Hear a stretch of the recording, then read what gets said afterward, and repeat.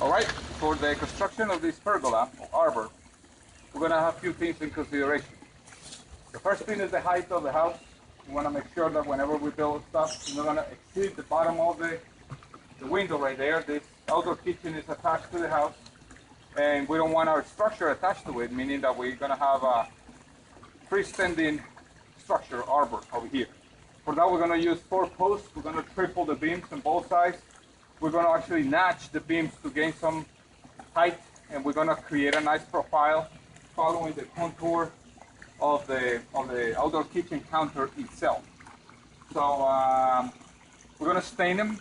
We're gonna try to maintain a nice red color on it. I mean on the wood itself.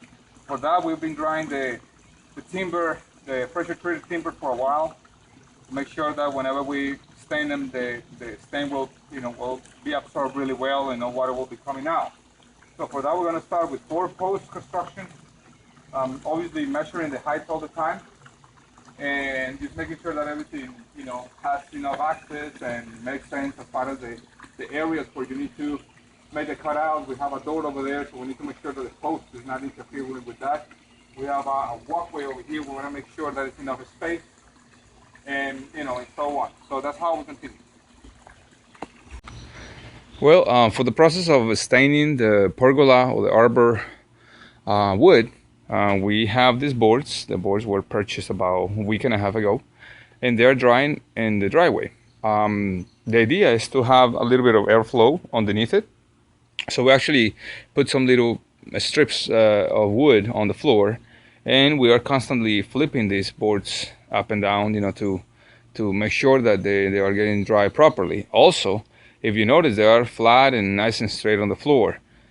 These boards tend to curve if you put them in an awkward position or take the contour of whatever they are.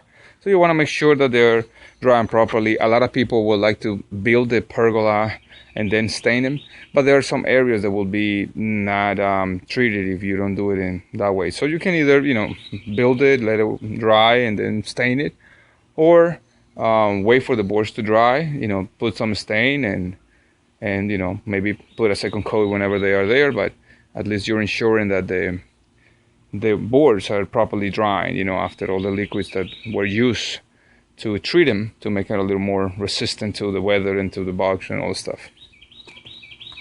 Okay, so once I kind of determine the distances and all the stuff, I'm going to start making all my drawings, my calculations. Over here, have the profile of how it's going to look like. So I'm going to make these cutouts with a jigsaw, bell sanders, any other saws and stuff like that. I'm going to make some notches so I can actually encrust the transversals on top, and I'm going to make some notches on those two as well, so we can just make it look nice. Although it's looking straight over here, the upper parts are going to be fairly curved. Let me fix this thing. Okay, fairly curved, and the distances, I'm going to have a little bit of distance in between the counter and the posts. So that's how we continue. We always make sure you measure before you make any cuts. Okay, so now I'm using this is called a jigsaw. What I did is that I created my first profile. I have a bell sander here, and pretty much what I did is that I cut out the section that I want. This is going to be the ones that are going to be all the way on top. So I created my first piece. I just use a pencil, a little eraser and stuff like that to, just to make it. And that is what I'm going to use on top of the other boards to make exactly replicas of it. So that's how we continue.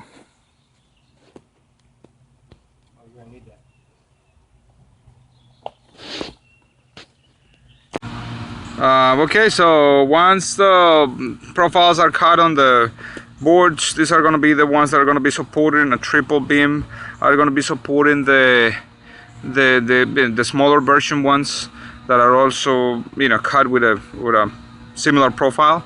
So we're gonna put the stain. The stain is this kind of this is Olympic Elite, which is a decent type of stain. We're gonna seal them, wipe them, and let them dry for a while before we install them.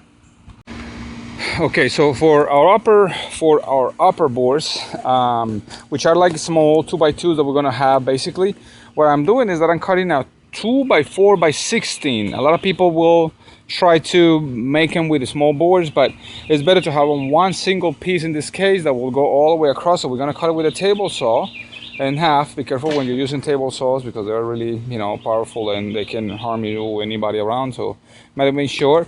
1 by 6s that we have here, what we're going to do is we're going to cut them in angles. This is going to be the wrap of our 4 by 4 posts that are here, that are going to be, you know, pretty much sustaining the arbor. So that's how we're gonna you know, tackle this situation by you know, decorating really well the posts. Instead of using 6 by 6s, make them really nice, and we're gonna have a little extra decoration on them, and cutting these boards and pretty much just kind of routing stuff to make them look a little more, you know, nicer, stylish. The anchors were already installed, so we're gonna proceed with the installation of our posts. Posts are being properly anchored to the floor with the anchors that we were talking about. Those holes were dug about 12 to 14 inches deep. We found solid ground and we poured some ready mix concrete.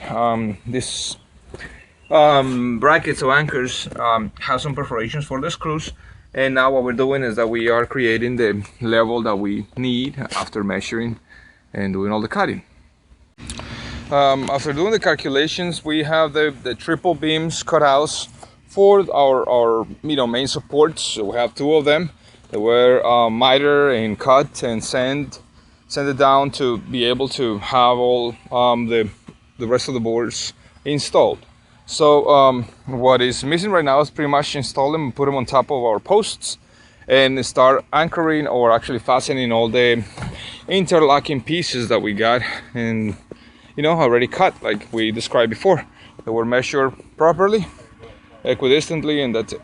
Well, now we are continuing with the assembling of the beams. You can tell how nice, that's another deck that I'm building, but you can tell how nice and snug they are here.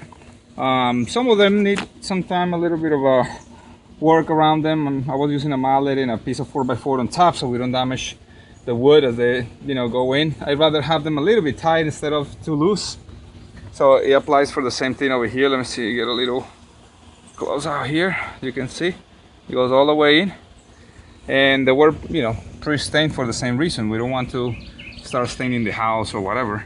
So it's looking really good. Now we're going to start the fastening part that is going to give them a lot of more security, and, you know, overall it's going to look good. So you can tell the contour. I'm following the contour of the bottom bar over there, so it's really cool.